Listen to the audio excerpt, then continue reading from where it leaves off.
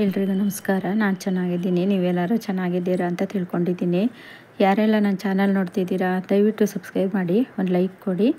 ಬನ್ನಿ ಇವತ್ತಿನ blog start ಮಾಡೋಣ. ಇಷ್ಟು ಚೆನ್ನಾಗಿರೋ ಅಂತಹ ದಾಸವಾಳ ಗಿಡನ ನಾವು ನರ್ಸರಿಯಿಂದ ತೊಗೊಂಡು ಬಂದಿರ್ತೀವಿ. ಅದರಲ್ಲೂ ತುಂಬ ದುಬಾರಿ ದುಡ್ಡೆಲ್ಲ ಕೊಟ್ಬಿಟ್ಟು ಇವಾಗ ನಮಗೆ ಇಷ್ಟವಾಗಿರೋ ಅಂತಹ ಕಲ್ಲರು ಎಷ್ಟೇ ರೇಟ್ ಆದ್ರೂ ನಾವು ಕೊಟ್ಟು ತೊಗೊಂಡು ಬಂದಿರ್ತೀವಿ. ತೊಗೊಬಂದಾಗ ನಾವು ಗಾರ್ಡನಲ್ಲಿ ಅದು ಒಂದು ವಾರನೋ 15 ದಿನ ಆದಮೇಲೆ ನಾವು ರೀಪಾಟು ಸಹ ಮಾಡ್ತೀವಿ. ಆ ರೀಪಾಟ್ ಮಾಡಿದಾಗ ನಾವು ಅದು ಯಾವ ರೀತಿ ಬಾಡೋಗುತ್ತೆ, ಆ ಬಾಡೋದಾಗ ನಮಗೆ ತುಂಬಾ ಬೇಜಾರಾಗುತ್ತೆ.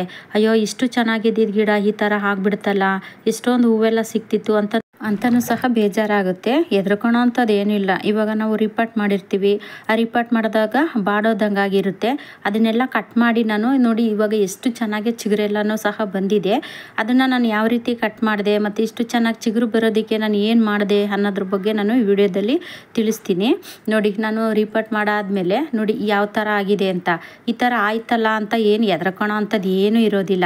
ನೋಡಿ ಈ ಥರ ಬಾಡೋದಂಗಾದಾಗ ಅದನ್ನು ಎಲೆಯೆಲ್ಲನೂ ಕಟ್ ಮಾಡಿ ತೆಗೆದುಬಿಟ್ಟು ಅದು ಮೇಲೆ ತುದಿನೂ ಸಹ ಇರುತ್ತಲ್ಲ ಅದನ್ನೆಲ್ಲ ಕಟ್ ಮಾಡಿಬಿಡ್ಬೇಕು. ನೋಡಿ ಅಲ್ಲಿ ನಾನು ಕಟ್ ಮಾಡಿದ್ದೀನಲ್ಲ, ಆ ಥರ ಕಟ್ ಮಾಡಿದ್ರೆ ಅದು ಚಿಗುರು ಬರುತ್ತೆ. ಮತ್ತು ಆ ಚಿಗುರು ಬರೋದಕ್ಕೆ ನಾನು ಏನು ಮಾಡಿದೆ ಅಂದರೆ ನೋಡಿ ಕಾಫಿ ಪೌಡ್ರು, ನಾನು 1 ಸ್ಪೂನಷ್ಟು ನಾನು ಕಾಫಿ ಪೌಡ್ರನ್ನ ತೊಗೊತಾ ಇದ್ದೀನಿ. ಅಂದರೆ ನಾನು ಇದರಲ್ಲಿ ಒಂದು 2 ಸ್ಪೂನ್ ಇದೆ, ಆ ಬೌಲಲ್ಲಿ 2 ಸ್ಪೂನ್ ಇದೆ. ಅಂದರೆ ನಾನು ಸ್ವಲ್ಪನೇ ಹಾಕ್ಕೊಂಡು ಎಲ್ಲ ಗಿಡಗಳಿಗೂ ಕೊಡ್ತಿದ್ದೀನಿ. ಅಂದರೆ ಎಲ್ಲ ಗಿಡ ಅಂದರೆ ಬರೀ ದಾಸವಾಳ ಗಿಡಗಳಿಗೆ ಮಾತ್ರ.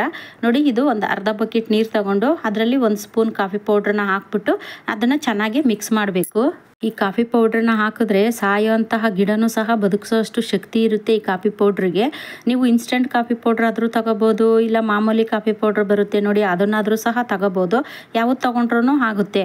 ನಾನು ನೋಡಿ ಇವಾಗ ಅದನ್ನೆಲ್ಲ ಕಾಫಿ ಪೌಡ್ರನ್ನ ಹಾಕ್ಬಿಟ್ಟು ಚೆನ್ನಾಗಿ ಮಿಕ್ಸ್ ಮಾಡಿದ್ದೀನಿ.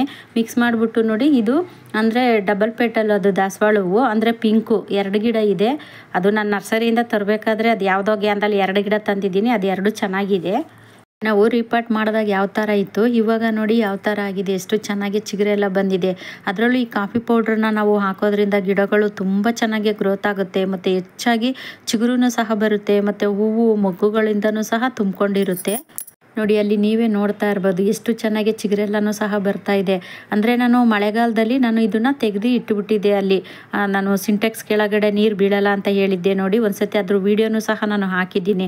ಅಲ್ಲಿ ನೀರು ಬೀಳದೇ ಇರೋಂತಹ ಜಾಗದಲ್ಲಿ ನಾನು ಇದನ್ನೆಲ್ಲನೂ ತೆಗೆದಿಟ್ಟಿದ್ದೆ. ಅಂದರೆ ಇದನ್ನು ನಾವು ರೀಪಾಟ್ ಮಾಡಿ ಇಷ್ಟು ಟ್ರಿಮ್ ಎಲ್ಲ ಮಾಡಾದ್ಮೇಲೆ ಜಾಸ್ತಿ ಮಳೆ ನೀರು ಬಿತ್ತು ಅಂದರೆ ಕೊಳ್ತೋಗ್ಬಿಡುತ್ತೆ ದಾಸವಾಳ ಗಿಡ.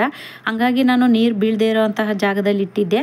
ಇವಾಗ 2 ದಿವಸದಿಂದ ಮಳೆ ಇಲ್ಲ ನಮ್ಮ ಕಡೆ, 2-3 ದಿನ ಆಯಿತು ಮಳೆ ಇಲ್ಲ. ಹಂಗಾಗಿ ನಾನು ಸ್ವಲ್ಪ ಅದನ್ನು ಹೊರಗಡೆ ಈ ಕಡೆ ಎಲ್ಲ ತೆಗೆದು ಬಿಸಿಲಲ್ಲಿ ಇಟ್ಟು ಸ್ವಲ್ಪ ಮಣ್ಣೆಲ್ಲ ಲೂಸ್ ಮಾಡಿ ನೋಡಿ ಅಲ್ಲಿ ಕಾಣಿಸ್ತಾ ಇರ್ಬೋದು ನಿಮಗೆ ನಾನು ಬಿಸಿಲಲ್ಲಿ ಇಟ್ಟಿರೋ ಅಂಥದ್ದು. ಯಾಕೆ ಅಂದರೆ ಈ ದಾಸವಾಳ ಗಿಡನ ಹೆಚ್ಚು ನಾವು ನೆರಳಲ್ಲಿ ಇಡ್ತು ಅಂದರೆ ಅದು ಹೂವೆಲ್ಲ ಬಿಡೋದಿಲ್ಲ ಮತ್ತು ಅದು ಚಿಗುರೂ ಸಹ ಬರೋದಿಲ್ಲ. ನಾವು ಸ್ವಲ್ಪ ಬಿಸಿಲಿಗೂ ಸಹ ಇಡಬೇಕು, ಜಾಸ್ತಿ ಮಳೆ ನೀರು ಬೀಳದೇ ಇರೋಂತಹ ಜಾಗದಲ್ಲೂ ಸಹ ಇಡಬೇಕು. ನೋಡಿ ಇದೂ ಅಷ್ಟೇ, ಇದು ಯೆಲ್ಲೋ ಕಲರು ಡಬಲ್ ಪೆಟಲು, ಎಷ್ಟು ಚೆನ್ನಾಗಿ ಚಿಗುರೆಲ್ಲನೂ ಸಹ ಬಂದಿದೆ. ನಾನು ರೀಪಾಟ್ ಮಾಡಿದಂತಹ ಗಿಡಗಳು ಎಲ್ಲ ಗಿಡಗಳು ಚೆನ್ನಾಗಿ ಚಿಗುರು ಬಂದಿದೆ. ನೋಡಿ ಅಲ್ಲಿ ಕಾಣಿಸ್ತಾ ಇರ್ಬೋದು ಚಿಗುರು ಬಂದು ಅದರಲ್ಲಿ ಮೊಗ್ಗುನೂ ಸಹ ಆಗ್ತಾ ಇದ್ದಾವೆ. ಇವತ್ತು ನಾನು ತೆಗೆದು ಎಲ್ಲನೂ ಬಿಸಿಲಿಗೆ ಇಟ್ಟಿದ್ದೀನಿ. ಅಂದರೆ ಅದು ಪಾಟೆಲ್ಲ ಜೋಡಿಸ್ತೀನಲ್ಲ ಅಲ್ಲಿ ಲೈನಲ್ಲಿ ಇಟ್ಟಿದ್ದೀನಿ. ಇದು ಕಟಿಂಗಿಂದ ಬಂದಿದ್ದು, ಇವಾಗಿನ ಮೊಗ್ಗು ಸ್ಟಾರ್ಟ್ ಆಗಿದೆ. ಅದು ಯಾವ ಕಲರು ಅಂತ ಗೊತ್ತಿಲ್ಲ. ಕಟಿಂಗ್ ನೆಡಬೇಕಾದ್ರೆ ಕೆಲವೊಂದು ಸತಿ ನಮಗೆ ಮರ್ತೋಗಿರುತ್ತೆ ಯಾವ ಕಲರು ಅಂತ. ನೋಡಿ ಇದೂ ಅಷ್ಟೇ, ಅದು ಚೆನ್ನಾಗಿ ಬುಡದಿಂದನೇ ಸಹ ಎಲ್ಲ ಚೆನ್ನಾಗಿ ಚಿಗುರ್ತಾ ಇದ್ದಾವೆ. ದಾಸವಾಳ ಗಿಡಗಳು ತುಂಬ ಚೆನ್ನಾಗೂ ಸಹ ಬಂದಿದ್ದಾವೆ. ಇದೂ ನೋಡಿ ಅದು ನಾನು ಪ್ರೂನಿಂಗ್ ಮಾಡಿದ್ದೆ, ಅಂದರೆ ತುದಿನಲ್ಲಿ ಚೂಟಿದ್ದೆ, ಅದ್ರ ಪಕ್ಕದಲ್ಲೇ ಎಷ್ಟೊಂದು ಕವಡೆಲ್ಲ ಹೊಡ್ಕೊಳ್ತಾ ಇದೆ. ಯಾಕೆಂದರೆ ನಾವು ಹಾಗೇನೆ ಬಿಡ್ತು ಅಂದರೆ ಅದು ಸುಮ್ಮನೆ ಉದ್ದಕ್ಕೆ ಬೆಳ್ಕೊಂಡು ಹೋಗುತ್ತೆ, ನಮಗೆ ಹೆಚ್ಚಾಗಿ ಹೂ ಸಿಗೋದಿಲ್ಲ. ನಾವು ಅದನ್ನು ಒಂದೊಂದು ಸ್ವಲ್ಪ ಚೂಟ್ತು ಅಂದರೆ ಆ ತುದಿ ಇರುತ್ತಲ್ಲ ಅದನ್ನು ಒಂದು ಸ್ವಲ್ಪ ಚೂಟಾಕ್ತು ಅಂದರೆ ಅದು ಹೆಚ್ಚಾಗಿ ಬ್ರಾಂಚೆಲ್ಲ ಬಂದು ನಮಗೆ ಹೆಚ್ಚಾಗಿ ಹೂವು ಸಹ ಸಿಗುತ್ತೆ. ನೋಡಿ ನಾನು ಅದು ಚಿಕ್ಕ ದಾಸವಾಳ ಗಿಡ ಇದೆಯಲ್ಲ ಅದಕ್ಕೆ ಮಾತ್ರ ನಾನು ಹಾಕ್ತಾ ಇದ್ದೀನಿ. ಅಂದರೆ ದೊಡ್ಡದಾಗಿರೋಂತಹ ಗಿಡಗಳಿಗೆ ನಾನು ಹಾಕಿಲ್ಲ. ನಾನು ರೀಪಾಟ್ ಮಾಡಿ ಅದನ್ನು ಪ್ರೂನಿಂಗ್ ಎಲ್ಲ ಮಾಡಿದ್ನಲ್ಲ ಅಂಥ ಗಿಡಗಳಿಗೆ ಮಾತ್ರ ನಾನು ಈ ಕಾಫಿ ಪೌಡ್ರನ್ನ ಹಾಕ್ತಾ ಇದ್ದೀನಿ. ನೋಡಿ ಅಲ್ಲಿ ಎಷ್ಟು ಚೆನ್ನಾಗಿ ಚಿಗುರೆಲ್ಲ ಬಂದಿದೆ ಅಂದರೆ ನನಗೇನೆ ಆಶ್ಚರ್ಯ ಆಗುತ್ತೆ, ಅಷ್ಟು ಚೆನ್ನಾಗಿ ಚಿಗುರುಗೂ ಸಹ ಬಂದಿದೆ. ಯಾಕೆ ಅಂದರೆ ನಾವು ಈ ಕಾಫಿ ಪೌಡ್ರನ್ನ ಬಳಸೋದ್ರಿಂದ ಇದು ತುಂಬ ಚೆನ್ನಾಗಿ ಚಿಗುರು ಸಹ ಬರುತ್ತೆ. ನೀವು ಬೇಕಿತ್ತು ಅಂದರೆ ಇದನ್ನು ಗೂಗಲಲ್ಲೂ ಸಹ ಸರ್ಚ್ ಮಾಡ್ಬೋದು, ಇದು ಕಾಫಿ ಪೌಡ್ರನ್ನ ಹಾಕ್ಬೋದಾ ಬೇಡವಾ ಅಂತ ಗಿಡಗಳಿಗೆ. ಇದರಲ್ಲಿ ಕೆಲವೊಂದು ಡಬಲ್ ಪೆಟಲ್ ಇದ್ದಾವೆ, ಕೆಲವೊಂದು ಸಿಂಗಲ್ ಪೆಟಲ್ಲೂ ಸಹ ಇದ್ದಾವೆ. ತುಂಬ ಚೆನ್ನಾಗಿ ನನ್ನ ಗಾರ್ಡನಲ್ಲಿ ದಾಸವಾಳ ಹೂವು ಎಲ್ಲ ತುಂಬ ಚೆನ್ನಾಗಿ ಸಹ ಸಿಗುತ್ತೆ. ಈ ಕಾಫಿ ಪೌಡ್ರನ್ನ ಬಳಸೋದ್ರಿಂದ ಮೊಗ್ಗು ಉದುರೋದೂ ಕಡಿಮೆ ಆಗುತ್ತೆ. ಮತ್ತು ಇದು ಯೆಲ್ಲೋ ಕಲರ್ ಎಲ್ಲ ಆಗಿ ಉದುರೋಗುತ್ತೆ ನೋಡಿ ಮೊಗ್ಗು, ಅದೆಲ್ಲ ಅಂಥ ಸಮಸ್ಯೆನೂ ಸಹ ಕಡಿಮೆ ಆಗುತ್ತೆ. ನೋಡಿ ಎಷ್ಟು ಚೆನ್ನಾಗಿ ಚಿಗುರು ಬಂದಿದೆ, ಮತ್ತು ಅದರಲ್ಲೂ ಎಷ್ಟು ದಪ್ಪ ಮೊಗ್ಗುನೂ ಸಹ ಆಗಿದೆ ಅಂತ.